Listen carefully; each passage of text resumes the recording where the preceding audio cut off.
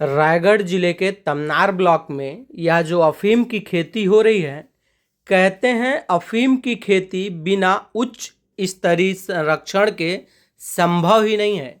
कहा जाता है और जो सूत्र बताते हैं कि इस अफीम की डिमांड दूसरे राज्यों में ज़्यादा है।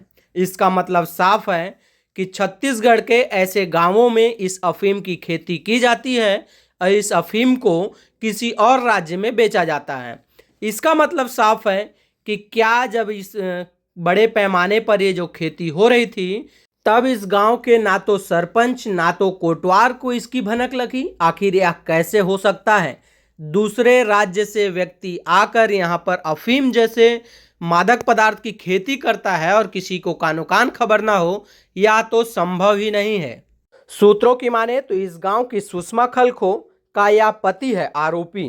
कहते हैं यह आरोपी झारखंड निवासी है और यहाँ पर आकर घर जमाई बन के रहता था।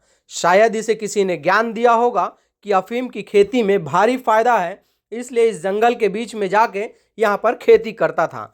सूत्रों की माने तो यह जो जमीन है वह डुबान क्षेत्र में आती है और यह डुबान क्षेत्र में शायद इसका मुआवजा भी यह जमीन मालिक ले चुका है और यह जब जंगल में तब्दील हो गया तब यहाँ पर आकर लोग इसकी खेती कर रहे हैं। बहरहाल मामले में अब संगीनता लेते हुए पुलिस अधीक्षक मौके पर पहुंच चुके हैं, पूरी बारीकी से तस्दीक कर रहे हैं और अब वह यह प्रयास किया जा रहा है कि इस पर जो मुख्य आरोपी है वह सलाखों के पीछे पहुंचे और जो पर्दे के पीछे रहकर इसकी पूरी मॉनिटरिंग करता था, जो यहाँ पर खेती करवाता था और जो अन्य राज्य में ले जाकर बेचता था, वह भी सलाखों के पीछे पहुंच जाए।